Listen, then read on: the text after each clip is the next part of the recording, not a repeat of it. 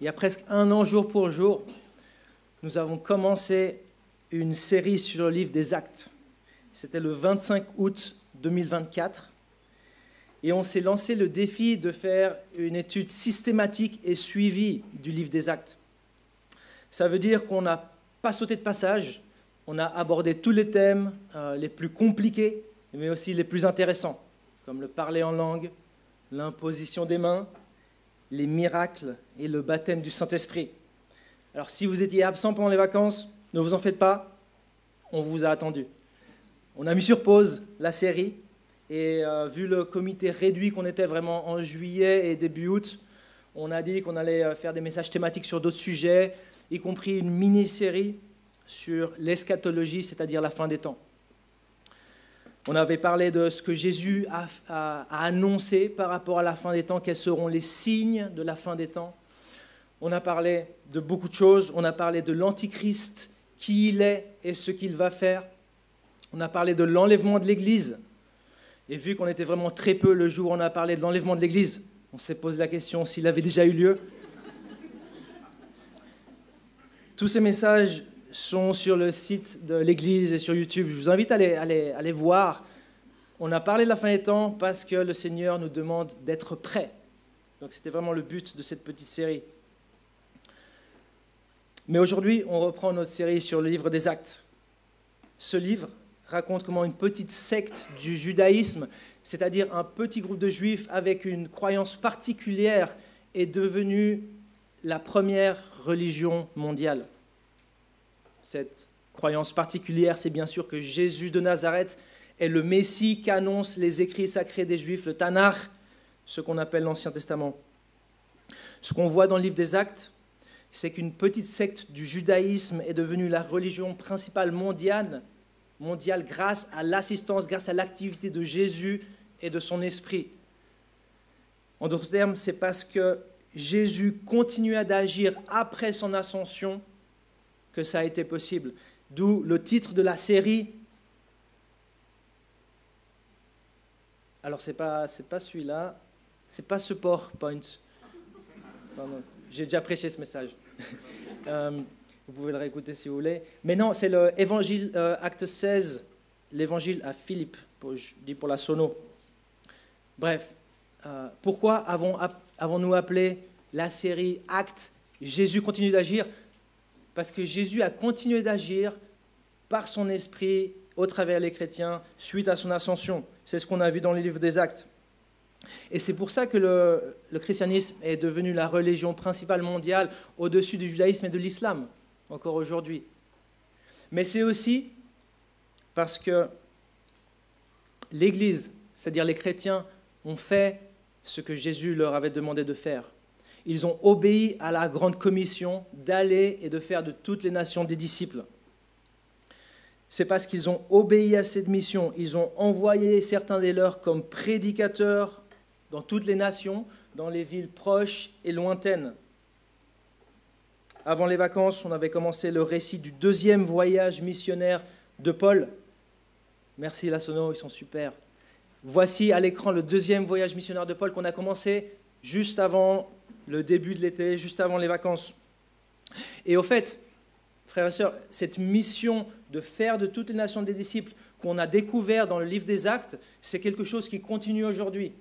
Et c'est quelque chose que notre Église à Genève doit y participer. Et c'est pour ça qu'avec l'Église pastorale, on est en train de réfléchir à un soutien financier pour Anthony Jolivet, un des étudiants de l'IBG qui nous a accompagnés l'année dernière et qui a présenté son projet d'annoncer l'Évangile, d'annoncer la bonne nouvelle dans un pays peu évangélisé. Évidemment, ce soutien financier devrait être ratifié par l'Assemblée, mais je vous le dis, pour que vous sachiez que cette mission qu'on lit dans ces pages-là, elle continue aujourd'hui. Et on doit y être participants, nous, Église de la Servette, ici à Genève. Donc, juste avant les vacances, on avait commencé ce premier voyage missionnaire de Paul et Silas, et on s'était arrêté à l'endroit idéal. On s'était arrêté avant que la bonne nouvelle entre sur le territoire européen. Jusqu'au chapitre 16, il y a 28 chapitres dans le livre des Actes, on a arrêté au chapitre 16. Jusqu'au chapitre 16, l'évangile est au Moyen-Orient, mais au chapitre 16, l'évangile arrive en Europe. Il arrive dans la ville de Philippe. Ouvrez vos Bibles, s'il vous plaît, en Acte 16, au verset 10. On va lire des versets 10 à 40. Et le titre du message ce matin, c'est Acte 16, 10 à 40, la souveraineté de Dieu dans le salut et les épreuves.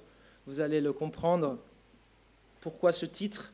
Et dans ce texte qu'on va lire en Acte 16, versets 10 à 40, on va voir comment l'évangile arrive à deux personnes très différentes.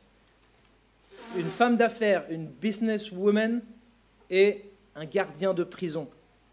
Acte 16, versets 10 à 40. Suite à cette vision de Paul, nous avons aussitôt cherché à nous rendre en Macédoine, concluant que le Seigneur nous appelait à y annoncer la bonne nouvelle. Après avoir embarqué à Troas, nous avons fait voile directement vers Samothrace et le lendemain vers Néapolis. De là, nous sommes allés à Philippe, qui est la première ville du district de Macédoine et une colonie. Nous avons passé quelques jours dans la ville même. Le jour du sabbat, nous nous sommes rendus à l'extérieur de la ville, au bord d'une rivière où nous pensions trouver un lieu de prière. Nous nous sommes assis et avons parlé aux femmes qui étaient réunies. L'une d'elles s'appelait Lydie. C'était une marchande de pourpre originaire de la ville de Thyatire qui craignait Dieu. Elle nous écoutait et le Seigneur a ouvert son cœur pour qu'elle soit attentive à ce que disait Paul. Après avoir été baptisée avec sa famille, elle nous a invités en disant « Si vous me jugez fidèle au Seigneur, entrez dans ma maison et logez-y. » Et elle a fortement insisté pour que nous acceptions. Alors que nous nous rendions au lieu de prière, une jeune esclave qui avait un esprit de divination est venue à notre rencontre. Par ses prédictions, elle procurait un grand profit à ses maîtres. Elle s'est mise à nous suivre, Paul et nous, en criant « Ces hommes sont les serviteurs du Dieu Très-Haut, et ils nous annoncent le chemin du salut. » Elle a fait cela pendant plusieurs jours. Paul, agacé, s'est retourné et a dit à l'esprit « Je t'ordonne au nom de Jésus-Christ de sortir d'elle. » Il est sorti au moment même. Quand les maîtres de la servante ont vu disparaître l'espoir de leur gain, ils se sont emparés de Paul et Silas et les ont traînés sur la place publique devant les magistrats. Ils les ont présentés aux juges en disant « Ces hommes sèment le trouble dans notre ville. Ce sont des Juifs et ils annoncent des coutumes qu'il ne nous est pas permis d'accepter ni de suivre à nous qui sommes Romains. » La foule s'est aussi soulevée contre eux et les juges ont fait arracher leurs vêtements et ordonné qu'on les batte de coups de fouet. Après les avoir roués de coups, ils les ont jetés en prison en recommandant aux gardiens de la prison de les surveiller de près. Face à une telle consigne, le gardien les a jetés dans la prison intérieure et a emprisonné leurs pieds dans des entraves. Vers le milieu de la nuit, Paul et Silas priaient et chantaient les louanges de Dieu. Et les prisonniers les écoutaient. Tout à coup, il y eut un tremblement de terre si violent que les fondations de la prison ont été ébranlées. Toutes les portes se sont immédiatement ouvertes et les liens de tous les prisonniers ont été détachés. Lorsque le gardien de la prison s'est réveillé et a vu les portes de la prison ouvertes, il a tiré son épée, prêt à se tuer car il croyait que les prisonniers s'étaient enfuis. Mais Paul a crié d'une voix forte « Ne te fais pas de mal, car nous sommes tous ici. » Alors le gardien a demandé de la lumière, est entré précipitamment et s'est jeté tout tremblant aux pieds de Paul et de Silas. Il les a fait sortir et a dit « Seigneur, que faut-il que je fasse pour être sauvé ?» Paul et Silas ont répondu « Crois au Seigneur Jésus et tu seras sauvé, toi et ta famille. » Et ils lui ont annoncé la parole du Seigneur ainsi qu'à tous ceux qui étaient dans sa maison. À cette heure-là de la nuit, le gardien les a emmenés pour laver leurs plaies. Il a immédiatement été baptisé, lui et tous les siens. Après les avoir conduits chez lui, il leur a servi à manger. Il se réjouissait avec toute sa famille d'avoir cru en Dieu. Quand il a fait jour, les juges ont envoyé leurs agents dire au gardien de la prison « Relâche ces hommes ». Le gardien a rapporté ces paroles à Paul. Les juges ont fait dire de vous relâcher. Sortez donc maintenant et partez dans la paix. Mais Paul a dit aux agents « Après nous avoir fait battre en public et sans jugement, alors que nous sommes Romains, ils nous ont jetés en prison et maintenant ils nous feraient sortir en secret ? Il n'en est pas question, qu'ils viennent eux-mêmes nous remettre en liberté. Les agents ont rapporté ces paroles aux juges, qui ont été effrayés en apprenant que Paul et Silas étaient romains. Ils sont venus leur présenter des excuses et les ont libérés en leur demandant de quitter la ville. Une fois sortis de la prison, ils sont entrés chez Lydie et après avoir vu et encouragé les frères et sœurs, ils sont partis. Donc tout commence dans cette ville appelée Philippe, sur la diapositive là, tout en haut. C'est une colonie romaine selon le texte. C'est important parce que ça veut dire que la plupart des habitants étaient romains et ça veut aussi dire que cette ville se dirigeait d'après les lois romaines. Là, à Philippe, Paul et Silas rencontrent Lydie. Ce n'est pas notre Lydie, c'est Lydie de Thyatire. C'était une femme d'un statut socio-économique élevé. On le sait par ce qu'elle vendait et par ce qu'elle a fait. Elle vendait du pourpre ou des vêtements de pourpre, selon comment on traduit. Ça, c'était un bien de luxe à l'époque. C'était quelque chose qui allait la mettre en relation avec des gens riches et importants. À l'époque, les vêtements étaient chers et encore plus les vêtements de pourpre. Le pourpre, c'est une couleur, c'est le rouge de l'époque, c'est un rouge qui tend vers le violet. C'était la couleur préférée des riches, un peu comme les Ferrari rouges aujourd'hui. En Luc 16, 19, Jésus dit « Il y avait un homme riche qui était vêtu de pourpre et de fin lin, et qui chaque jour menait joyeuse et brillante vie. » Ce que vendait Lydie était un bien de luxe. Elle était en relation constante avec des gens riches, des gens qui ont des moyens.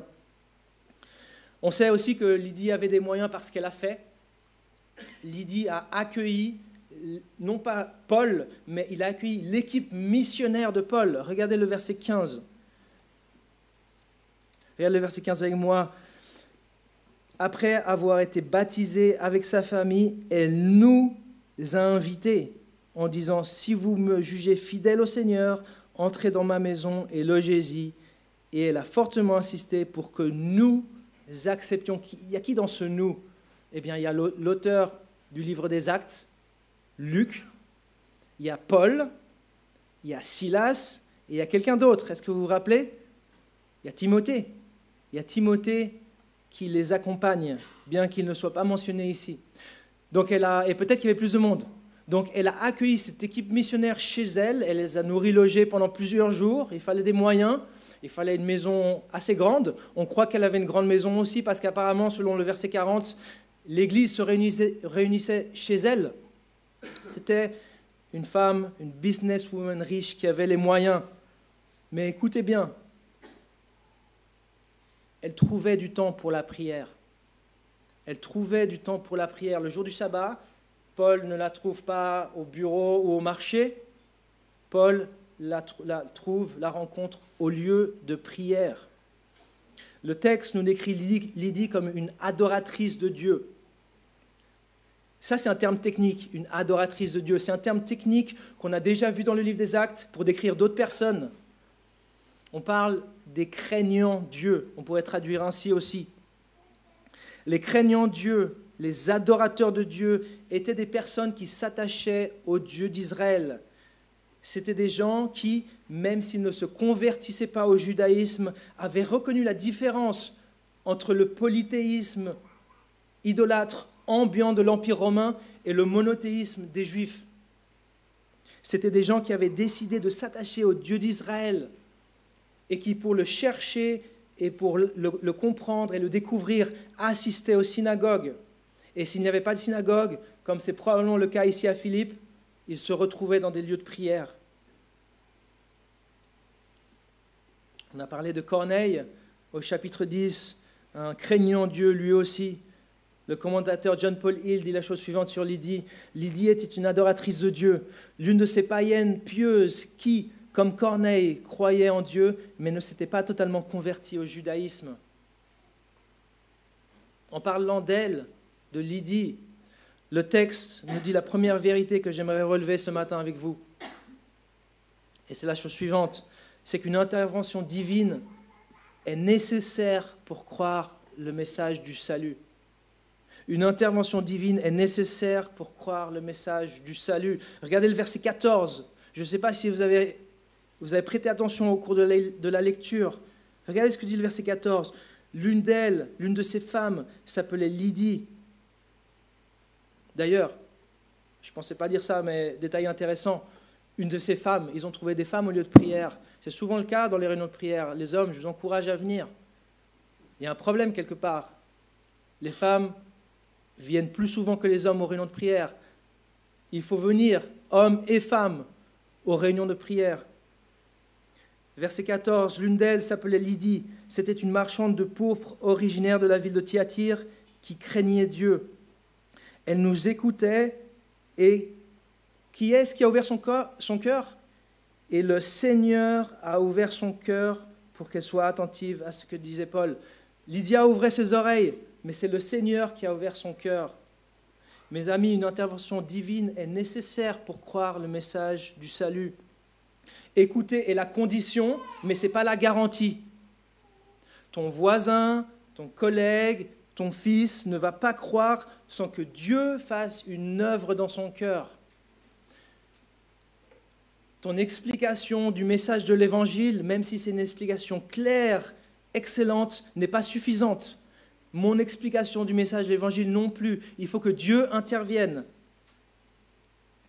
Est-ce que tu pries pour que la parole de Dieu prêchée rencontre un cœur réceptif? Début janvier, je vous ai lancé un petit défi. Début janvier, je vous ai lancé le défi de prier pour une personne dans cette année 2025. Continue de prier pour cette personne que tu as choisie début janvier. Prie que Dieu lui ouvre le cœur. Alors le Seigneur a ouvert le cœur de Lydie, mais Lydie l'a cherché. Lydie écoutait.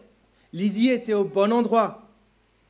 Apparemment, Lydie avait pris la décision de se rendre de manière hebdomadaire au lieu de prière. S'il n'avait pas été là, elle aurait raté la bénédiction, humainement parlant. C'était certainement une femme très occupée, plus occupée que la plupart d'entre nous qui avons 2 jours par semaine de repos et 4 ou 5 semaines de vacances par année. C'est une femme probablement très occupée. Et le jour du sabbat, alors qu'elle pourrait faire des affaires, on la retrouve au lieu de prière. Elle en avait fait une priorité. Cette femme est un exemple. Quel exemple pour tous ceux qui n'ont pas encore fait de la réunion hebdomadaire une priorité dans leur vie. Lydie cherchait Dieu et Dieu l'a trouvé. Mon ami, je l'ai déjà dit, si tu ne cherches pas Dieu, tu ne peux pas t'attendre à qu'il te trouve. Tu ne peux pas t'attendre à qu'il se révèle à toi. Dieu, dans sa bonté, pourrait se révéler à toi, même si tu ne le cherches pas, mais il n'est pas tenu de le faire. En Jérémie 29, 13, Dieu dit « Vous me chercherez et vous me trouverez si vous me cherchez de tout votre cœur. » Si vous me cherchez de tout votre cœur. Si tu cherches Dieu de tout ton cœur, comme Lydie, comme Corneille, comme cet eunuque éthiopien, et comme toutes ces autres personnes qu'on voit dans le livre des Actes, tu vas le trouver. C'est Dieu qui le promet. Il dit qu'il est le rémunérateur de ceux qui le cherchent diligemment. En Hébreux 11, 6. Alors Lydie croit et elle se fait baptiser, elle et toute sa famille. On parlera plus en détail de ce baptême et du baptême de toute sa famille, de qu'en penser. Dans 2 semaines, quand on aura notre culte de baptême, on va reparler de Lydie et du geôlier, de ce gardien de prison qui va aussi se baptiser. Mais maintenant, parlons de l'exorcisme qui a mis Paul en prison. Le texte dit qu'une jeune esclave avait un esprit de divination et que grâce à cela, elle rapportait du business, elle rapportait de l'argent à ses maîtres. Le texte dit qu'elle le rapportait par ses prédictions. Alors quand on lit prédiction ici dans notre texte, il ne faut pas comprendre qu'elle pouvait prédire les choses comme Dieu peut le faire, c'est-à-dire de manière autonome, précise et longtemps à l'avance. Ça, c'est quelque chose que seul Dieu peut faire. Seulement Dieu peut révéler, prédire quelque chose lointain dans le futur, d'une manière précise, de manière autonome, sans influence externe. En Ésaïe 46, 9, Dieu dit « Je suis Dieu et personne n'est comparable à moi. Je révèle dès le début ce qui doit arriver et longtemps à l'avance ce qui n'est pas encore mis en œuvre. » Ça, c'est réservé à Dieu seul, ce genre de prédiction. Longtemps à l'avance, sans influence externe et de manière précise. Mais le texte parle de ces prédictions ici. Alors, je pense qu'il faut expliquer. Je vais essayer d'expliquer. Il se pourrait que les prédictions de cet esclave soient basées sur une connaissance non pas du futur, mais sur une connaissance du passé. Petit scénario pour essayer d'expliquer. Si je dis à ma femme, Milly, il manque de la margarine, je vais aller à Denner en acheter. Ou à Carrefour pour les Français. Milly, il manque de la margarine, je vais vite à Denner, je vais acheter de la margarine à Denner. Si un esprit entend ce que je le dis, et si une personne a cet esprit, ou cet esprit a accès à cette personne peut dire, tu vas voir, ce gars-là, il va aller à Denner et il va acheter de la margarine. Quelqu'un me suit et voit que je rentre chez Denner et que j'achète de la margarine. C'est une prédiction, mais c'est une prédiction non pas basée sur le futur, mais sur le passé, sur ce que j'ai dit. C'est une prédiction qui marche si je fais ce que j'ai dit. Si j'arrive chez Denner et je vois qu'il y a du beurre en action, il y a pas mal d'actions à Denner, et j'achète du beurre au lieu de la margarine, ça ne va pas trop jouer. Seul Dieu peut prédire de manière autonome, sans influence externe, le futur de manière précise. Alors voilà, je suis en train d'essayer d'expliquer le texte qui dit qu'elle prédisait des choses, et d'autres passages de la Bible qui disent que Dieu est unique dans sa capacité de prédire. Je ne suis pas en train d'essayer de vous faire peur, avec des esprits qui nous écoutent. Il ne faut pas avoir peur. La Bible dit que l'ange de l'Éternel campe autour de ceux qui le craignent.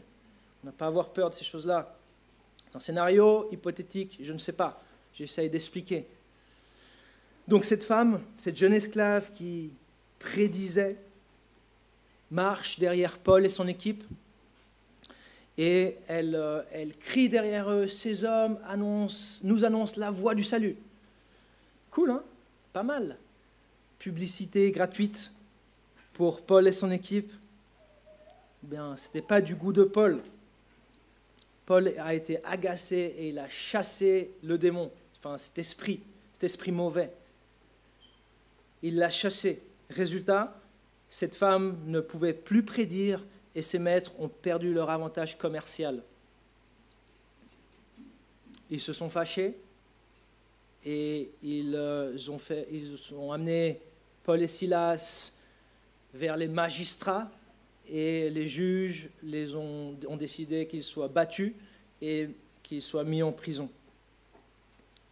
Alors, petite parenthèse ici, pour ceux qui se posent des questions, ceux qui aiment bien se diriger d'après la parole de Dieu, on n'est pas appelé à imiter cet exorcisme spectaculaire de Paul. Je le dis parce qu'on voit de tout dans le monde chrétien, sur Internet. On n'est pas appelé à imiter cet exorcisme spectaculaire de Paul. N'oublions pas ce qu'on avait dit au tout début de la série du livre des Actes, il y a plus d'un an. Non, il y a un an exactement. On avait dit que le livre des Actes est plus descriptif que prescriptif. Il décrit ce qui s'est passé plus qu'il ne prescrit ce qui doit se passer dans le futur. Il nous dit ce qui s'est passé sans nous dire si c'est ce qui doit se passer. C'est à nous d'analyser, et avec la sagesse de Dieu, de savoir que faire, comment répondre aux textes auxquels on lit. Ce qui est normatif quand on parle d'influence, de force spirituelle, c'est la prière. En Matthieu 17, 21, alors que les disciples de Jésus n'arrivent pas à chasser un démon, il pose la question à Jésus, pourquoi on n'arrive pas à chasser ce démon-là? Et Jésus leur dit la chose suivante. Ce type de démon-là ne sort que par la prière. Et certains manuscrits ajoutent, et le jeûne. En d'autres termes, écoutez bien, la prière est l'outil à utiliser et celui qui est le plus efficace quand on parle d'influence spirituelle, mauvaise, maléfique dans la vie d'une personne. Ce n'est pas les formules magiques, ce n'est pas les aspersions d'eau bénite ou les, je ne sais pas quoi d'autre, ou les signes de croix. Alors question, est-ce que les esprits mauvais, est-ce que les démons sont toujours actifs aujourd'hui en 2025 ?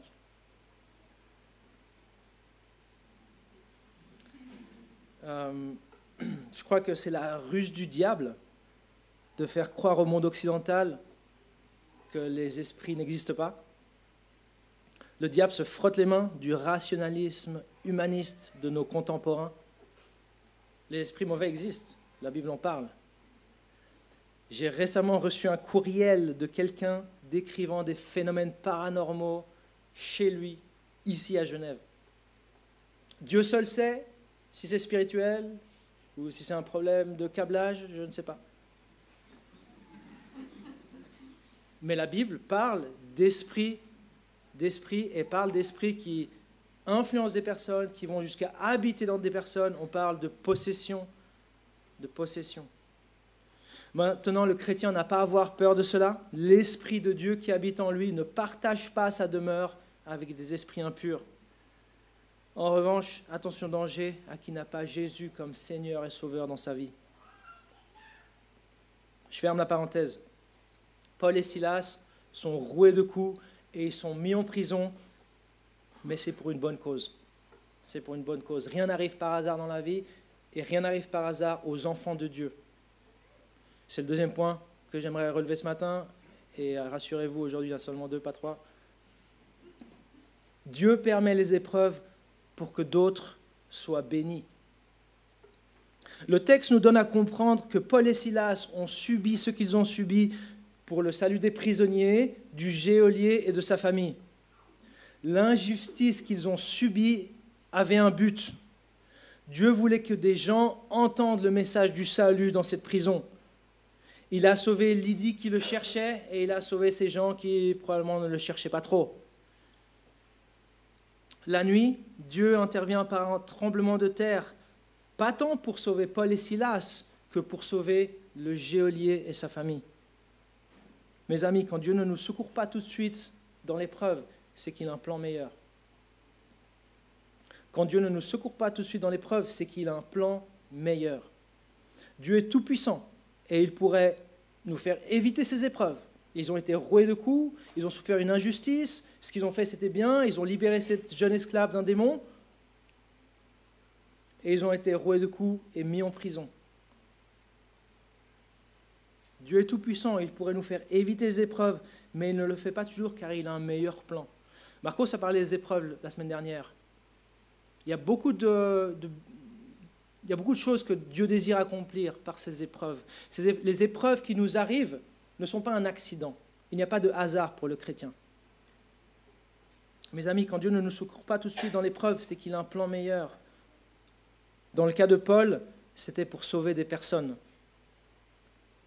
Mon ami, ne sous-estime pas le potentiel évangélisateur de tes épreuves. Ne sous-estime pas le potentiel évangélisateur de tes épreuves.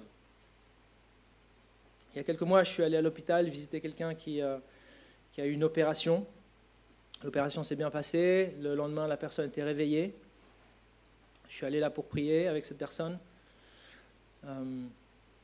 C'était une chambre partagée, donc j'ai tiré le rideau et j'ai prié pour remercier pour les soins médicaux qu'on a aujourd'hui. J'ai prié pour le rétablissement de cette personne. Je suis parti. Et après ça, la personne à qui j'ai prié a pu partager l'évangile avec son collègue de chambre. Dieu seul sait pourquoi cette personne a eu cette épreuve longue, puis cette opération. Dieu se sait, mais peut-être aussi pour que cette personne qui partageait la chambre écoute le message de l'évangile. Il y a des choses qu'on ne se rend pas compte, dans nos épreuves jusqu'à quand elles sont finies. Et des fois, on ne sait pas pourquoi on a une épreuve, mais Dieu le sait. Et Dieu ne permet pas les épreuves en vain. Il veut soit te transformer toi dans l'épreuve, soit que d'autres soient bénis par ton épreuve. Soit il veut se glorifier, je ne sais pas. Il va faire quelque chose de bon. Dieu permet des épreuves dans notre vie pour que d'autres soient bénis. Toutes sortes d'épreuves. Des emprisonnements, mais aussi des licenciements, des diffamations, des souffrances diverses. L'exemple par excellence, c'est Jésus, qui a souffert l'enfer pour que nous puissions être bénis avec le paradis. Il a été abandonné de Dieu pour que nous n'ayons pas à l'être. Il a été puni pour que tu ne le sois pas. Et c'est ce que Paul a dit ici à ce gardien de prison. Celui-ci s'est réveillé la nuit et il a vu les portes ouvertes et il a dit c'est la fin. C'est la fin. Selon la loi romaine, il devait subir le châtiment du prisonnier qui s'échappait. Donc s'il y avait des prisonniers qui étaient là en prison, qui attendaient d'être crucifiés, les gardiens ou le chef de la prison allaient subir la même condamnation. Donc il a vu toutes les portes ouvertes et il voulait se suicider. Il voulait sauter la vie. C'est mieux de se suicider que de mourir sur une croix en agonisant. Et Paul voit ça et il dit « Ne te fais pas de mal, ne fais pas de bêtises, la vie est précieuse. Ne fais pas de bêtises, Dieu peut faire quelque chose, il peut faire un miracle. » Ici, le premier miracle, le plus important miracle, ce n'est pas le tremblement de terre. Hein. Le plus important miracle ici, c'est que tous les prisonniers restent en prison. Alors que probablement certains, oui, allaient subir la peine capitale, mais ils restent en prison. Ça, c'est le plus grand miracle. Et Paul lui dit, on est tous là, ne te fais aucun mal. Et là, le geôlier, il court vers Paul et Silas, il se jette à leurs pieds et il leur fait une question très importante. Que faut-il que je fasse pour être sauvé ? Que faut-il que je fasse pour être sauvé ? À mon avis, tu dois être sauvé de la mort, de Satan et de ton péché. Ton péché te condamne, Satan te veut du mal, et la mort, c'est un ennemi qui est plus fort que toi. Le seul qui peut te sauver de ton ennemi, c'est le Seigneur Jésus-Christ. Regarde le verset 31 avec moi. Regarde la réponse de Paul. Verset 31. Paul et Silas ont répondu, « Crois au Seigneur Jésus et tu seras sauvé, toi et ta famille. » En fait, le message de l'Évangile est très simple. Crois au Seigneur Jésus, c'est gratuit. Tu vas être sauvé, tu vas mourir, oui, mais tu vas ressusciter parce qu'il y en a un qui a vaincu la mort, c'est Jésus. Ton péché te condamne, oui. Tu aimes ton péché, oui, mais il y en a un qui est déjà mort pour toi. Il a pris ta condamnation. Crois au Seigneur Jésus et tu seras sauvé, toi et ta famille. On va en parler un peu plus dans 2 semaines. Toi et ta famille, parce que Paul a annoncé l'évangile aussi à lui et à sa famille. Verset 32, « Et ils lui ont annoncé la parole du Seigneur, ainsi qu'à tous ceux qui étaient dans sa maison. » Et là, on l'a lu, le geôlier croit au Seigneur Jésus, il se fait baptiser au milieu de la nuit, baptême nocturne. Si c'est à prendre d'une manière prescriptive, il faut qu'on fasse des baptêmes nocturnes. Hein. Mais c'est descriptif, donc on va les faire à 10h du matin, dans 2 semaines. Et le lendemain, les juges envoient leur magistrat et disent « C'est bon, vous êtes libre, vous pouvez y aller. » Et Paul, là, il se fâche de nouveau. Paul, il se fâche pas mal. Hein. Là, il se fâche. On va lire les versets 37 à 39 ensemble de nouveau. Mais Paul dit aux agents, après nous avoir fait battre en public et sans jugement, alors que nous sommes Romains. Être Romain à l'époque, c'était un privilège.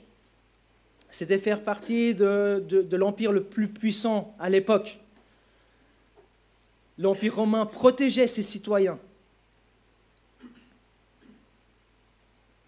Après nous avoir fait de battre en public, sans jugement, alors que nous sommes Romains, ils nous ont jetés en prison et maintenant, ils nous feraient sortir en secret. Il n'en est pas question. Qu'ils viennent eux-mêmes nous remettre en liberté. Les agents ont rapporté ces paroles aux juges qui ont été, effrayés en apprenant que Paul et Silas étaient romains. Ce qu'ils avaient fait, ce n'était pas bon du tout.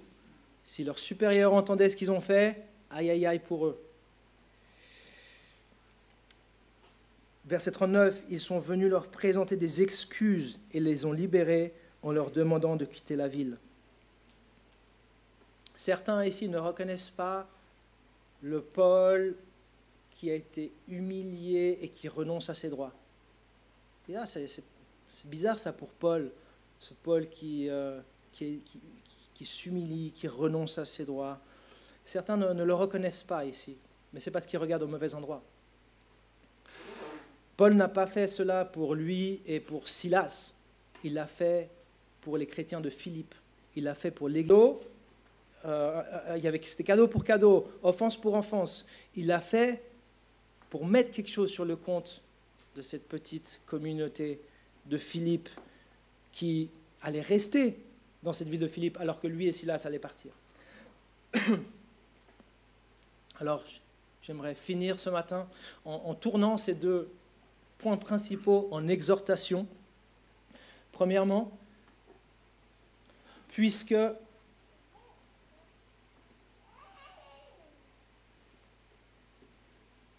intervention divine est requise pour croire le message du salut, je l'ai déjà dit, prie pour ton prochain. Prie pour ton prochain de manière privée. Prie pour la personne que tu as choisie au début de l'année. Continue de prier pour lui. Prie en privé, prie aussi... Prie pour lui, prie aussi pour les enfants. On a parlé de l'école du dimanche. On a un programme d'enfants spectaculaire. Je ne connais aucune autre église à Genève qui a ce programme-là. On a un programme excellent. Mais si on ne prie pas pour les enfants, pour que Dieu ouvre leur cœur, c'est juste un bon moment qu'ils vont passer ici, le dimanche matin à l'église. Ils vont juste être contents d'aller à l'église dimanche matin, alors que beaucoup ne sont pas très contents d'aller à l'église le dimanche matin. Ça va être juste un bon moment.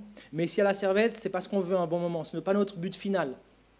Notre but final, c'est qu'ils croient au Seigneur Jésus. Et le bon moment, c'est un moyen pour une fin. Il faut prier pour que nos enfants reçoivent et croient le message de l'Évangile. Prie pour eux.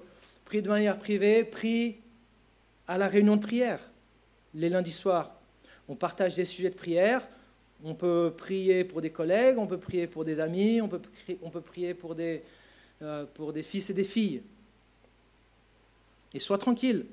Si tu viens à la réunion de prière, tu n'es pas obligé de prier à haute voix.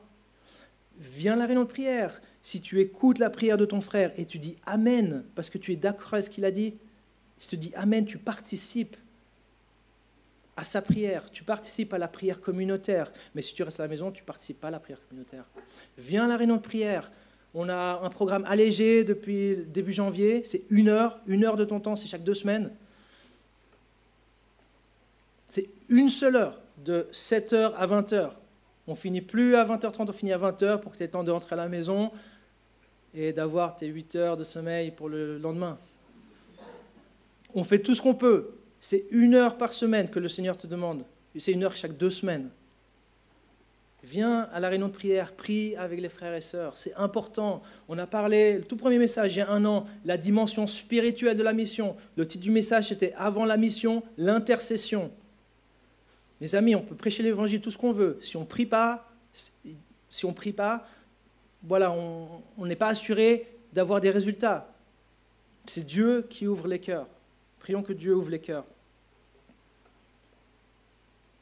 Deuxièmement, parce que Dieu permet les épreuves pour que d'autres soient bénis, confie en Dieu dans la difficulté. Quel exemple? Paul et Silas, ils faisaient quoi au milieu de la nuit? Ils priaient et ils chantaient les louanges de Dieu. Ils priaient et ils chantaient les louanges de Dieu. Tu ne sais pas comment Dieu va utiliser ton épreuve. Peut-être qu'il te fait passer par ce que tu passes pour que tu puisses comprendre et atteindre d'autres personnes. Tu ne sais pas comment Dieu va utiliser ton épreuve. Peut-être pour te changer toi ou pour que tu sois en bénédiction à quelqu'un d'autre. Confie en Dieu dans l'épreuve. Au final, il y a deux façons de répondre à l'épreuve. Comme Job et comme la femme de Job. Comme Paul et Silas qui priaient et chantaient, qui attendaient patiemment en Dieu. Comme la femme de Job qui a dit « Job, tu demeures dans ton intégrité, maudis Dieu et meurs. » Mon ami, confie Dieu dans l'épreuve. Dieu est en train de faire quelque chose. Il est en train de te polir. Il est en train de faire quelque chose de spécial avec ton épreuve. Il ne va pas la laisser tomber. On s'arrête là pour aujourd'hui. Je l'ai dit, on aura l'occasion de parler plus du baptême de Lydie et du geôlier dans 2 semaines, dans notre culte de baptême. Ça va être un culte spécial. Invite des amis, invite des gens qui n'ont jamais vu un baptême chrétien. Il y aura des témoignages. On se réjouit d'écouter ces témoignages de comment des gens en sont venus à croire en Jésus. Ça sera dans 2 semaines. Viens, invite des personnes et on parlera d'un thème important aussi, le baptême des enfants, parce qu'ici on lit que la famille de Lydie et du geôlier ont été baptisés. On parlera un petit peu de ça aussi.